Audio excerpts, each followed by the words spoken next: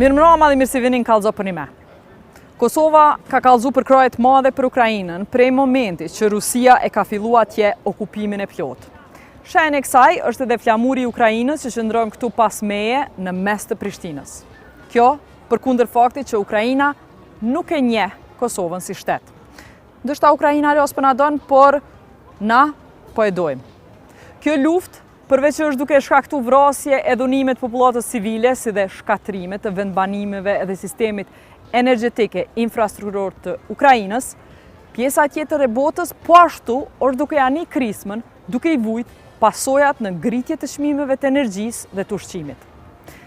Ne vendosim me shku sakt të vendi në Ukrainë prej nga ushqimi, më saktësisht drithrat për çka është e njohur Ukraina, eksportohen në krejt botën.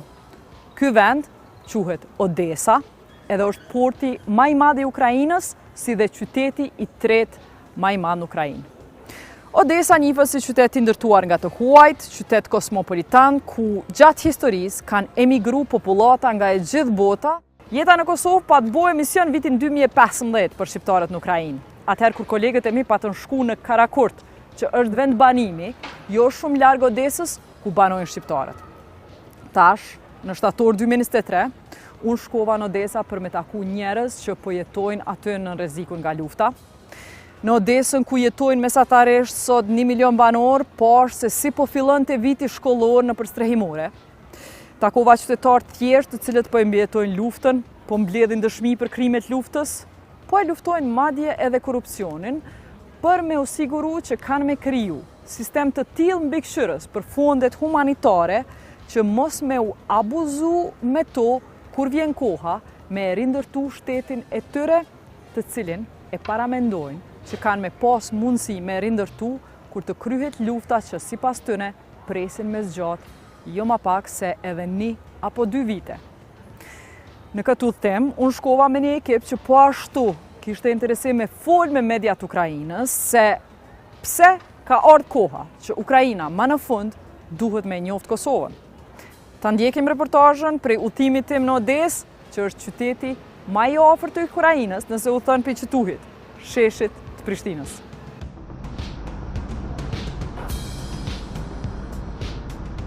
U çudita që për me vozit deri në Ukrainë për shtëpisë teme në Kosovë i bike përafërsisht njëjtë si me udhëtu për Gjermani e për Zvicër prej Kosove. Kur e bona e sa njërin e një që vjen Kosovë verës me kerpe i Zvicrës Gjermanisë, edhe unë vendosa me nxorr në fundin e verës e me i hyp kerit me shku në Ukrainë.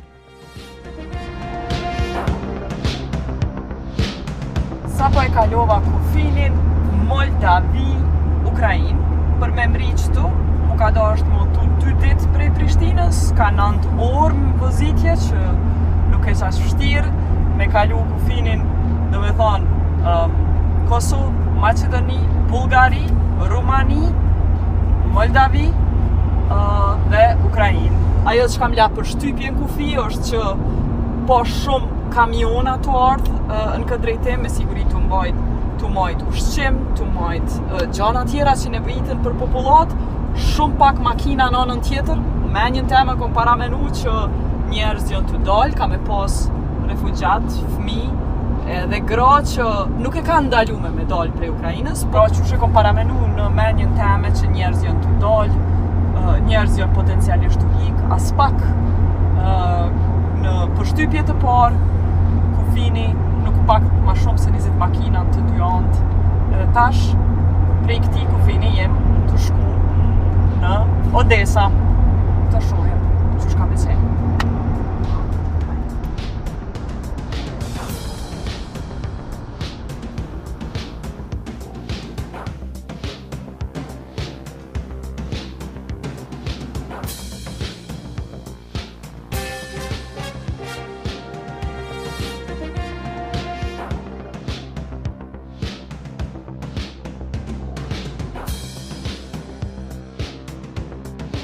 Së pari u nala në sheshin kryesor të Odesës, sheshin e katedralis së shpërftyrimit, ku me 23 koreksi vjet, dronat rus e goditën kishën ortodokse që o beku prej kuj tjetër pas prej patriarkut rus, jo Ukrainas. Këto janë pasojat e sulmeve ajrore në Odesë këtë verë. Këto sulme kanë shkaktu disa vdekje të njerëzve edhe shumë të lënduar. Një javë para se me sulmu katedralin në qendër të qytetit, Rusia kishte vendosur me u largu prej marrëveshjes së detit të zi për drithra. Marrëveshje kjo, që e kishte negocu Turqia, duke i leju Ukrainës që përmes portit të Odesës me i eksportu drithrat në vende të ndryshme të botës për të parandalu urinë në disa shtete afrikane, si dhe për të parandalu rritjen e çmimit të drithrave në tregun ndërkombëtar, që kishte rrezik me ndodh, po që se ndihej mungesa e drithrave që historikisht ishin eksportu nga Ukraina prej Odesës. Rusia ishte pajtu që nëse sankcionet i lejohen Rusisë për me i shit drithrat e veta në treg botror, edhe ata do të lejonin që drithrat e Ukrainës me u eksportu nga porti i Odesës pa u pengu, pa u sulmu dhe pa ja bombardu anijet Ukrainës. Por, të keqi si zihet besë, Rusia e theu këtë marrëveshje.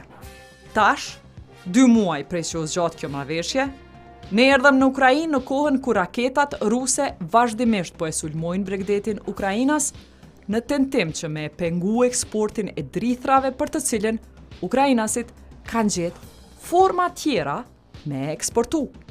Format e tjera janë tentimet e Ukrainës me i eksportu drithrat përmes porteve tjera më të vogla, jo prej porteve detare, por prej porteve të lumenjve prej rrethinës së Ismailit, qytetit pranë të cilit jetojnë qata shqiptar të shpërngulur këtu para disa shekujve. Për mua ishte krejtësisht e pamundur me vizitu portin e Odesës për shkak se ishte në mbikëqyrjen strikte të ushtrisë së Ukrainës, që ja kishte ndalu qytetarëve jo vetëm shëtitje rreth portit për shkak të invazionit të mundshëm nga anijet ruse, por i kishte ndalu edhe çfarëdo lloj xhirime të afërta të portit për të mos leju Rusin me marrë informata që mund t'i përdorte nga filmimet e publikuara. Por pjesën tjetër të qytetit, ku jeta vazhdonte pa kufizime, mund t'a vizitoja edhe unë si krejt qytetarët odesian. Pra mrim në Odesë edhe jemi këtu te sheshi ku me 2 maj 2014 për qytetarët e Odesës ka fillu mas pari lufta kundër forcave proruse.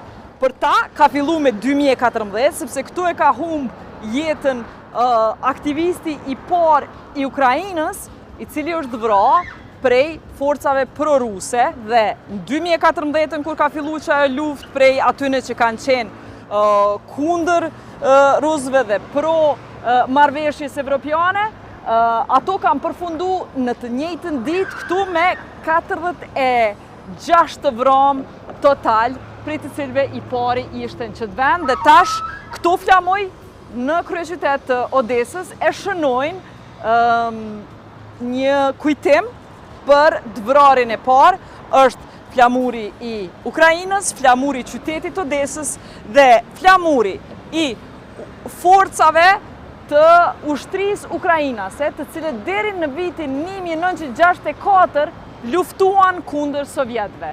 Pra, këto janë gjitha simbolet e ukrainasve që dëshmojnë që me vite kanë luftu për një pavarësi të Ukrainës, që do të thotë nuk ka orë lufta për pavarësinë e Ukrainës vetëm me pushtimin masiv që u bo nga pushtimin e plot që u bo nga Rusia, apo invazionin, tentimin për pushtim të plot që u bo nga Rusia vitin e kalum. Lufta, kjo kallëzon që lufta për pavarësi për ukrainasit ka nis shumë ma herët.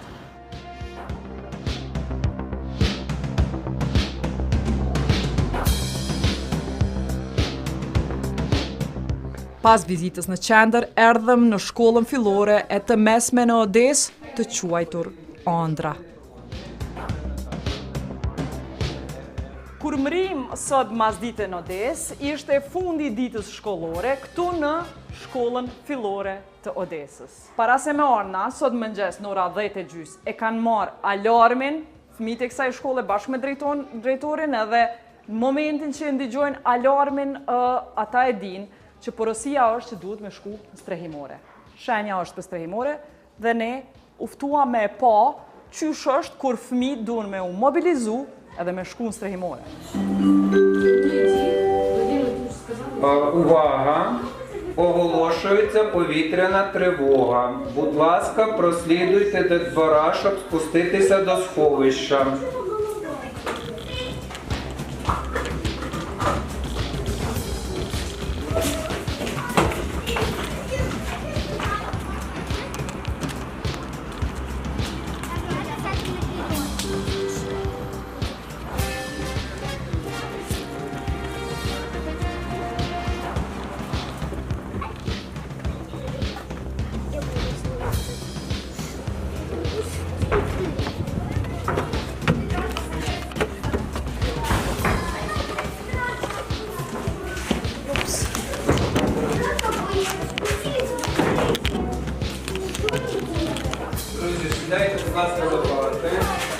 One plus one plus one.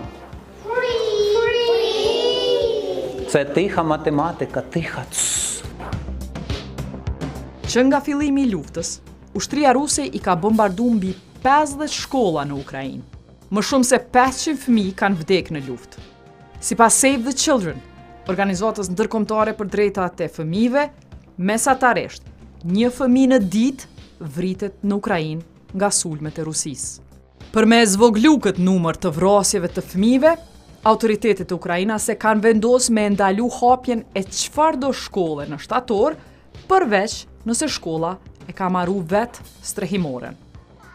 Proja ka lënë shkollës detyrë me marru strehimoren, ndaq me mësu fëmijët. Nëse shkolla s'ka strehimore, fëmijët kanë me mësu online. Pra plot shkolla në Ukrainë janë duke funksionu si në kohë të Covidit, sepse janë target I Rusisë. Por, jo kjo shkollë e cila na I hapi neve dyert, sepse o të fillu edhe ka marru strehimoren në podrumin e ndërtesës.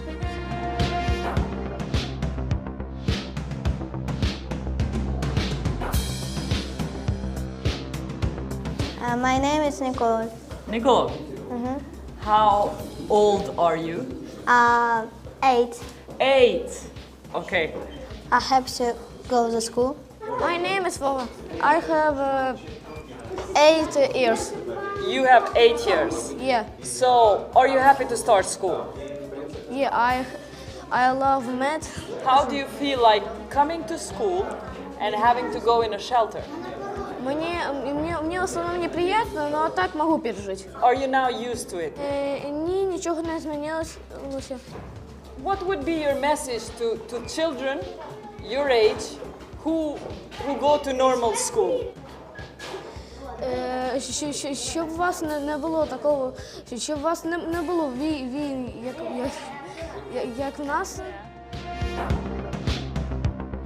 Ky është Volodymyr Nemertstalov, drejtori I shkollës I cili po ja mundson jo vetëm shkollës vet, por edhe disa shkollave përreth me e përdor strehimoren e tij që e ka renovu e zgjanu gjatë verës.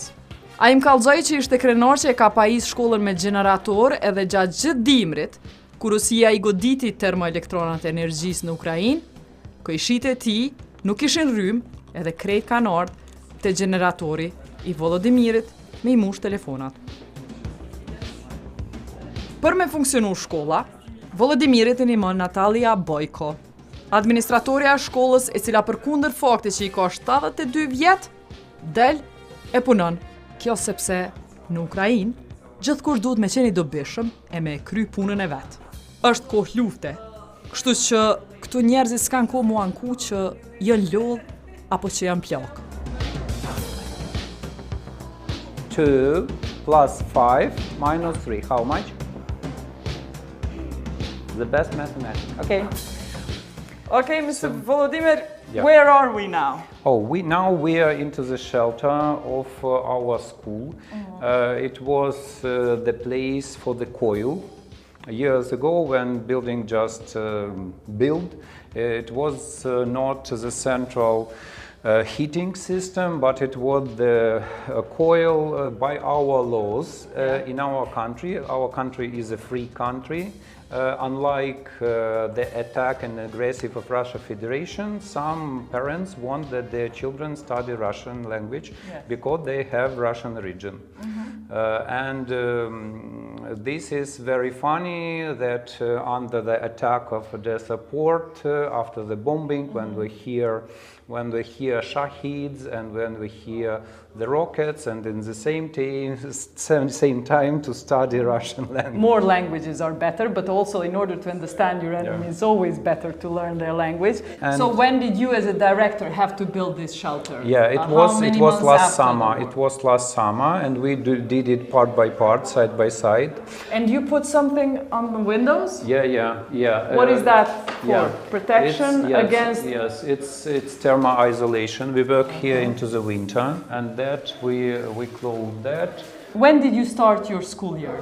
We start our school year at the 1st of September. In Ukraine, it's a day of knowledge. We have a short celebration. It's a Soviet tradition, but at least it's important for children to have some starting of education. Since the school year started this year, was it today the first time that the alarms went? No. The first alarm was the day before yesterday, on Monday. It was like high from our eastern neighbors and enemies. And it was this night, for example, we have several alarms, and one person was killed in the Odesa region in Izmail seaport. And could you hear the planes when you came in here? But I have special peculiarities of my organism. I sleep anyway, unfortunately. That's why I sleep into the dome, into the hole of my house between two walls.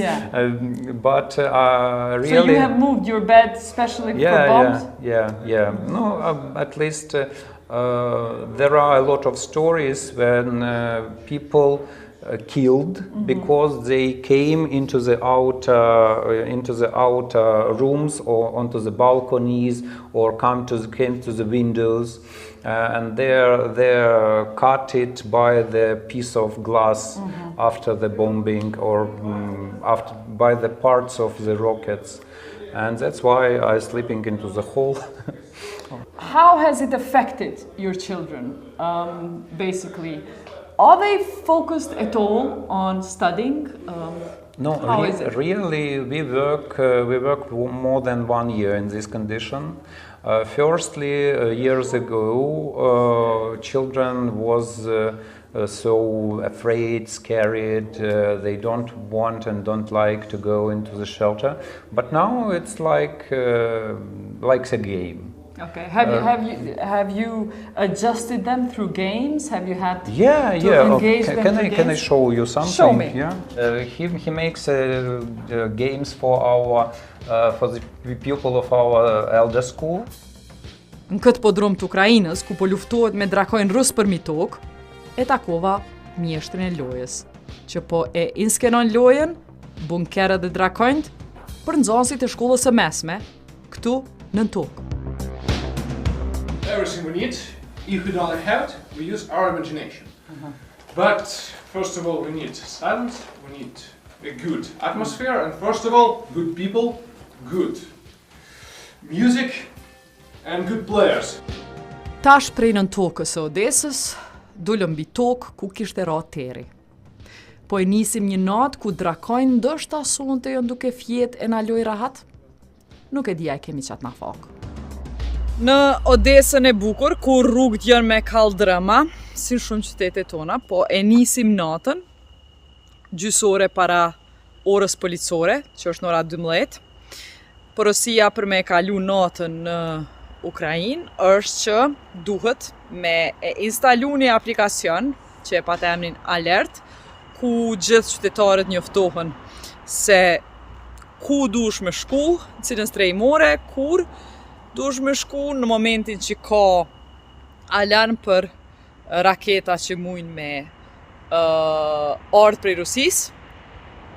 Mram ka pas raketa tilla në ora 1, qysh na kallëzun në shkollën që e vizituam sot, po shpresojmë që S'ka raketa sonte, sidoqoftë, porosia tjetër, mesazhi tjetër prej miqve tanë Ukrainës është që munoni me flajt mirë. Se më rëndësi është gjatë luftës, në çdo kohë streseve, që ata e kalojnë me flajt mirë, përveç nëse e nini një alarm që është shaj që duhet më shku në strehimore. Edhe vendi ku po flajmë e ka një strehimore e cila njëkohësisht funksionon edhe si restoran. Tash, po shkoj me flajt, me shpresë që kemi një natë qetë.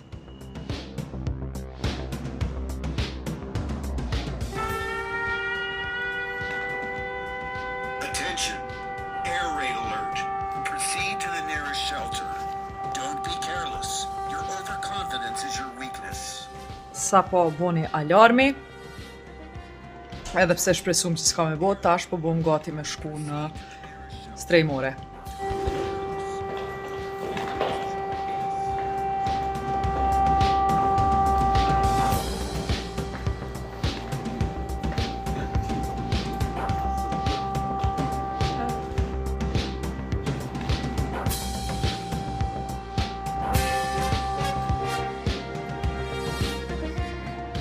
Aleksanderson, që është analisti britanezo-kosovar që ka ardhur me mu në Odesa, afrohet me fol me njerëz tjerë në strehimore që po ndëgjonin muzikë, sepse ai për dallim prej meje flet gjuhën lokale.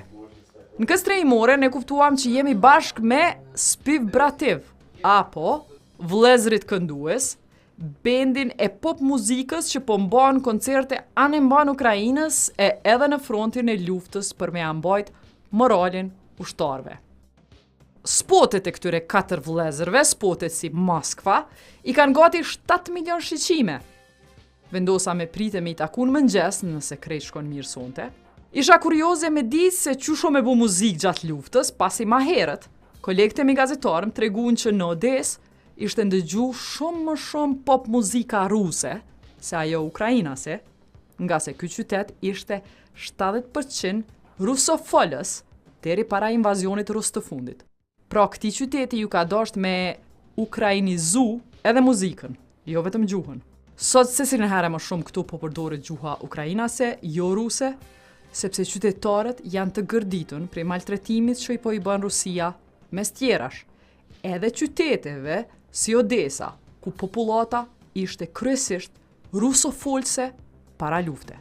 Attention, the air alert is over. May the force be with you.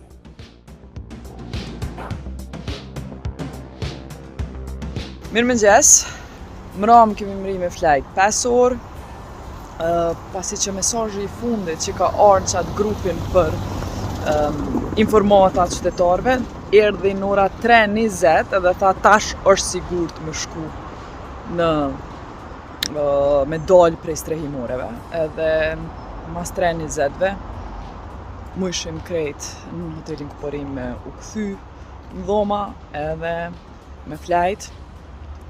Ate që kuptova, mas një nate këto në Odesa, është që mënyrën qysh qytetarët bjetojnë është fakt se kanë informata shumë të mira, shumë të sakta, kur edhe çka po ndodh. Thjesht është interesant që bëhen pjesë grupeve, qysh i kemi na Viber grupat familjare, Viber grupat në shtatë punës në Kosovë, këta e kanë grupin e qytetarëve në Telegram, edhe aty gjatë natës vishin informatat prej mbrojtjes ajrore të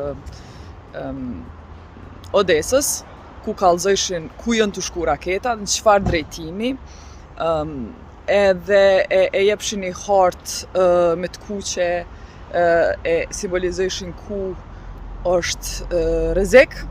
Odesa ishte prej atyre zonave, sepse është në megjithatë në jug edhe lindje ma afër Rusisë, edhe aty përveç kësaj morëm informata sot mëngjes që Rusia i ka targetu infrastrukturën, e ka targetu infrastrukturën ushqimore, që e infrastrukturën e transportit që e transporton misrin prej Ukrainës në tonë botën. Edhe që ajo ka qenë targeti të në. Edhe një person mram, do me thonë me 7 orë që i bjen në mëngjes, një person është lëndu. Krejt të informata nuk ish nevoj me shku në media, po u jepshin në një kanal, do me thonë, të hapun për qytetarë që mund është vetëm me ju bashkangjit, kanal të informimit prej mbrojtjes ajrore të Ukrainës, edhe 3 mesazhe i patëm, të 3-at po kom qef me pa detajisht çka thëshin, edhe i kom ledh, të cilat ishin në gjuhën ukrainase, edhe mandej shtisha në Google Translate edhe vetë mesha vesh çka po ndodh. Krejt kjo, mas 24 ore në qytet, do më thonë, është e mundur qytetari mu informu, edhe me e mbjetu luftën, tu qenë t'informum, tu mos bo panik, tu e kuptu çka po ndodh. Do më thonë, për mu si gazetare është këgja me rëndësi me kuptu që informimi është baza qysh e majnë disponimin, motivimin edhe besimin qytetarët e Ukrainës që kjo luftë megjithatë është ndur të duhuna. Përkundër faktit që këto intervista që i bona mram, më kallëzun gjithashtu që i kanë autoritetet merrsisht korruptume, për shembull kur shkum në darkë, rrugës ishim plot mashkuj, të cilët sipas kolegëve të mi gazetar me cilët isha, ata ishin dashur me qenë front, po jom tu pagu rishvet për me marrë lejen që kishe nuk janë të aftë për punë. Do me thonë, ekziston ana e rezistencës që po e majnë shumë mirë, po ekziston ana tjetër që nuk e mohojnë që janë me një vend megjithatë mjaft korruptum, edhe ka aspekte korruptive në jetën e tyre të vazhdueshme gjatë luftës. Por si do të qoftë, përkundër krejt kësaj, është rëndësi që informimi ishte qaq i mirë gjatë gjithë natës. Përveç informimit të mirë që e kanë, qytetarët këtu qartazi mbjetojnë sepse i kanë të mobilizum jo vetëm mësuesat, por edhe dizajnerat, artistat dhe muzikantët.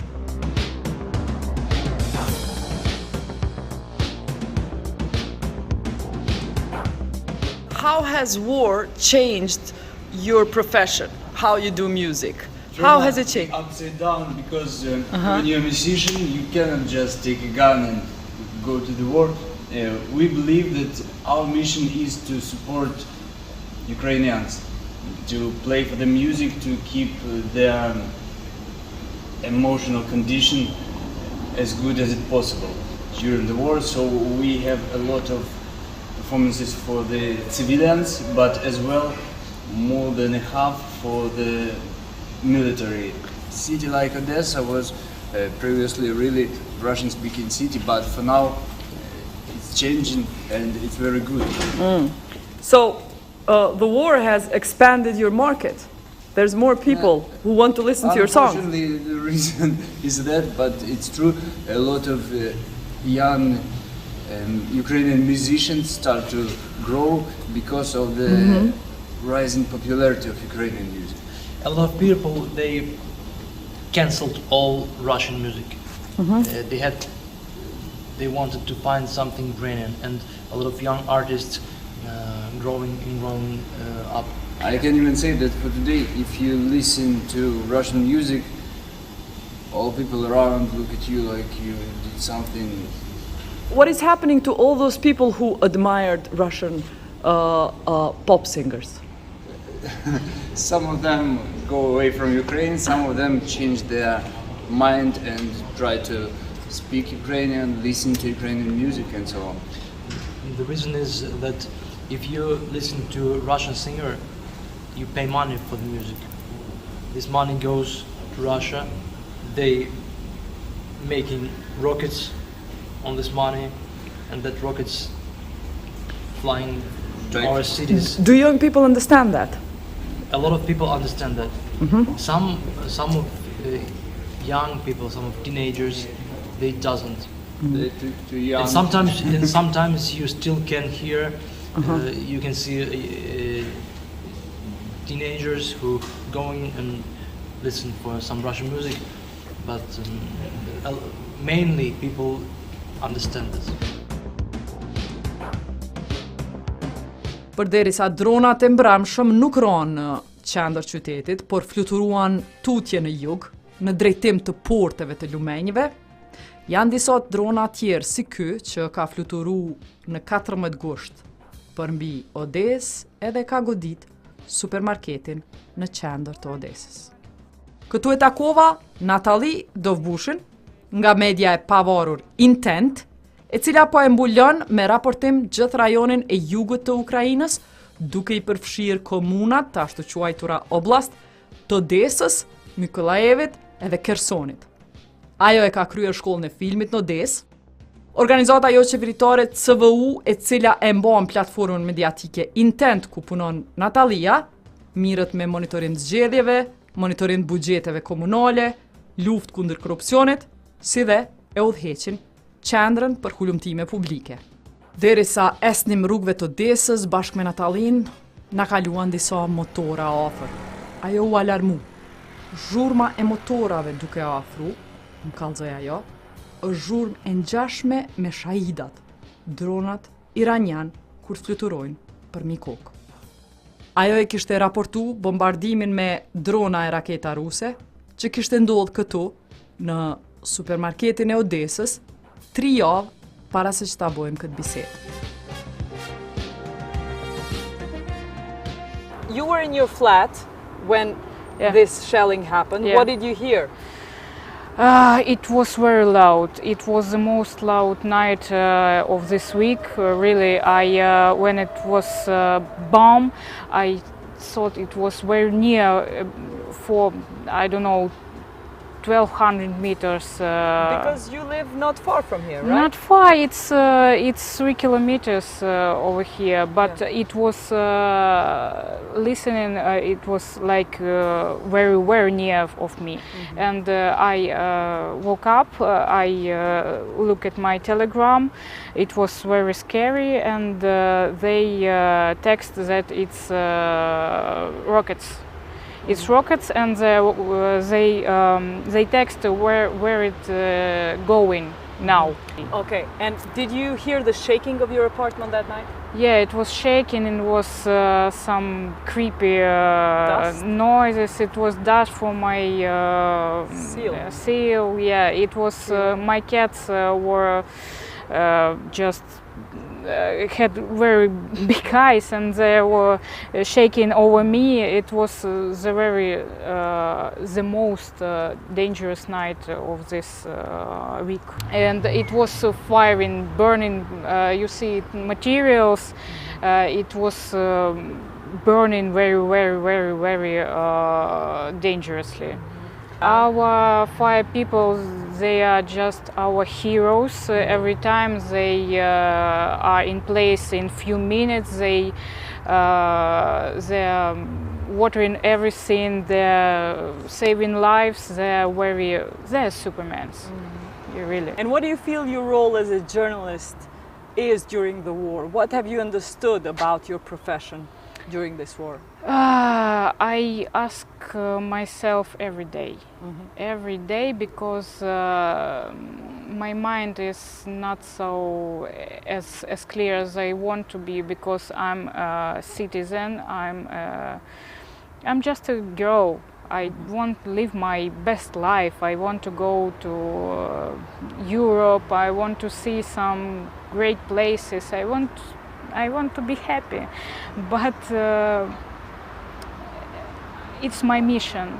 It's about I got to hear people, and I got to hear and tell another people what do they feel, what is going with them, how they are going. It's sometimes we go to Mykolaiv region that was under the occupation, and what is it like? It's like phoenix. It was burnt and now it's reburned. There one place I was there in the middle of the winter. There was no ponds over there. They took their water. There's no electricity, no gas, no gasoline. There is nothing about normal life. And then I was there 2 months ago. Pounds, life, electricity, life came back. For 3 or 4 months, people want to live. They are struggling for their every day. And they are not leaving? No. Many of them left, but they came back. They came back. My country, Kosovo, has offered Ukrainian journalists the chance to come and stay in Kosovo. Would you ever leave Ukraine during this war? It's not my choice. I must be here. Why do you want to be here? Because I'm Ukrainian. It's my country. If the military needs me, I will go to the military. I'm John guy. I can live in not normal life. I will make this chance. If my country needs me like this, I will go and do it. Natalia tregon se shumë prej historieve të medias ku punon intent miren me korrupsion, sepse korrupsioni po vazhdon edhe gjatë luftës. Për shembull, Gennady Trukanov, kryetari i komunës Odesës, ka qenë pak në burg si vjet, e masnej e ka lëshu për me vazhdu gjykimin liri. Ai po akuzohet që i ka vjedh paret publike dhe në fund që të paret qytetit, taksa paguzve të Odesës, jën la e shpërla e kam përfundu duke ble banesa luksoze në Londër në emën të qikës së kryetarit të Odesës. Do me thonë, jo krejt lidershipi e Ukrainës është i koncentru me këqyr qysh me fitu luftën kundër Rusisë. Disa vazhdojnë me qenë të interesum me këqyr qysh me bo pare. We are fighting corruption because it's our country, and Europe and other countries will give and giving us many money, and we are fighting for making this money alive for all our people, for all our generations. Natalia, it's very hard to talk about corruption during the war, right? Yes, but how do you do it? It's not easy. Every day we're making our choice to tell something or not to tell, and our choice is to tell because we must tell about it to us, to our partners, because it's our freedom, it's our life, it's about every day, every corruption, every money, every coin. It's about our future. So your mayor has also got an indictment against him, a corruption indictment. Many. He's got many because he's under criminal charges. He was in jail, right? He was in jail, not in jail, pre-jail, I don't know this word. He's a very interesting man. He was on Russian side for first 4 or 5 days of the invasion. Of war. We don't see him. He was. There is no mayor. Where is he? Our mayor and our governor, they just disappear, vanished. What the fuck? No. The city, the region is under attack. We have sea over here.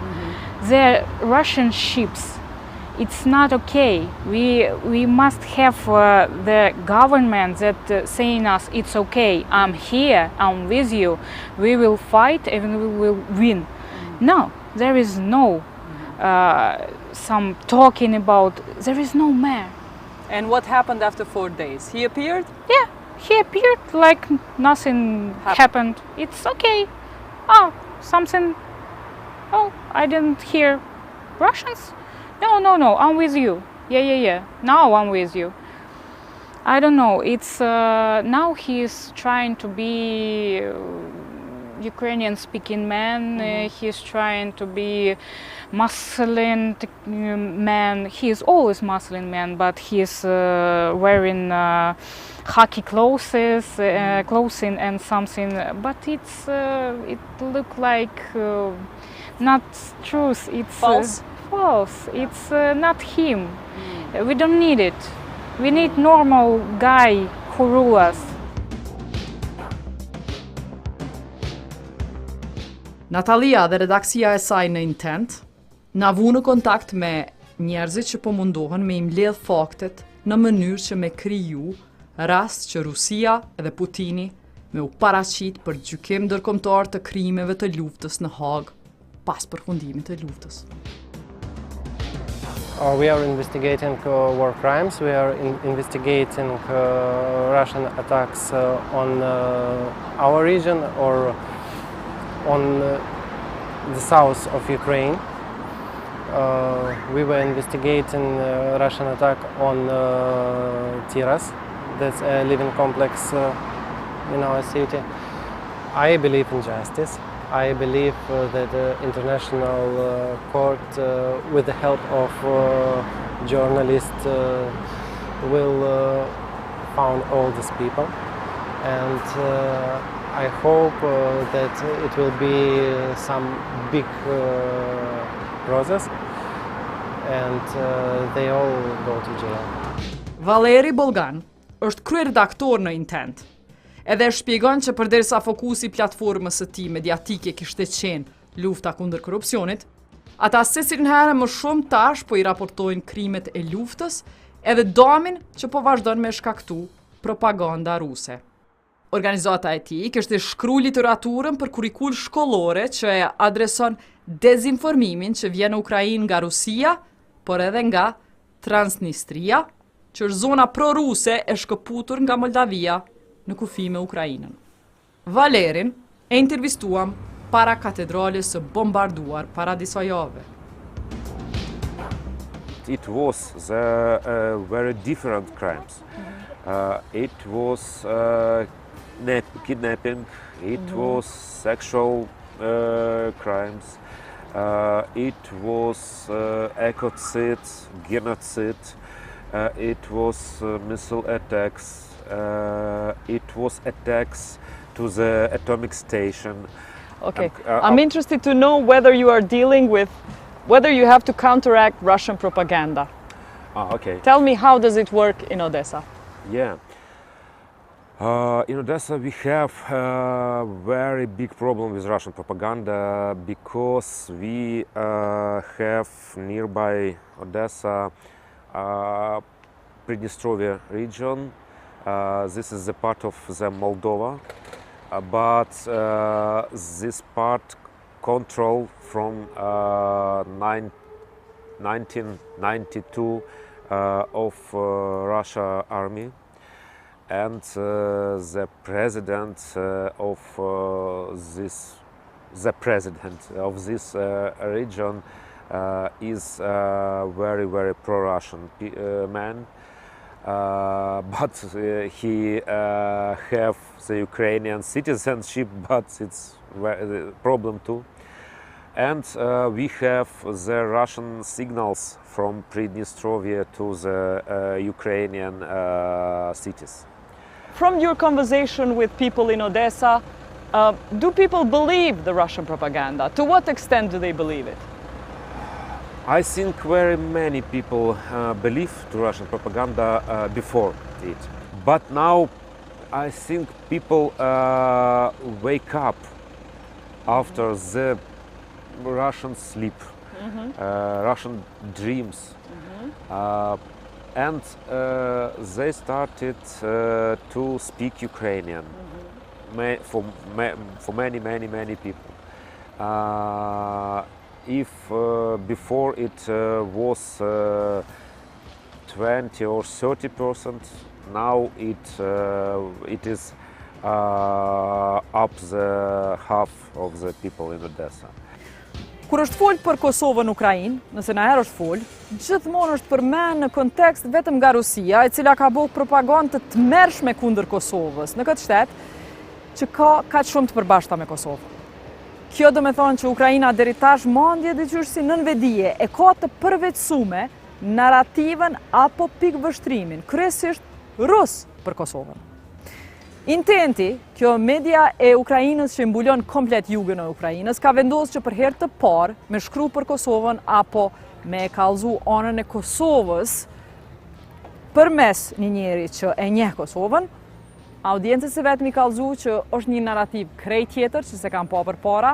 Për këtë ata e kanë realizu intervistën me Aleksandersonin, analistin kosovaro-britanez që ka punu për grupin ndërkombëtar të krizave në Kosovë 5 vite deri në pavarësinë e Kosovës dhe tash është duke punu me organizatën jo qeveritare PTF në projekte për Ukrainë. But in terms of Ukraine recognizing Kosovo, yes, Ukraine should recognize Kosovo. I would also put some of the non-recognizing EU countries on the spot, Slovakia, Greece, etc.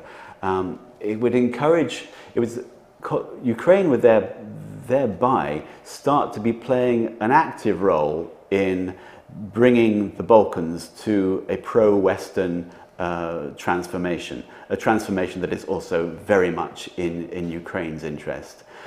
Российская пропаганда часто использует аргумент независимости Косово в отношении Украины, Молдовы и Грузии, говоря о том, что раз вы признаете Косово, значит вы должны признать так называемые ЛНР, ДНР, Приднестровье, Абхазию, Осетию и так далее. Почему это разные примеры? Well, first of all, Russia, Putin, over the last 2 decades has been using Kosovo as a kind of all-purpose scarecrow, saying in any situation, if you recognize Kosovo, it's the same as Abkhazia, it's the same as Transnistria, it's the same as LNR, it's the same as DNR. So it's used indiscriminately as a kind of scarecrow.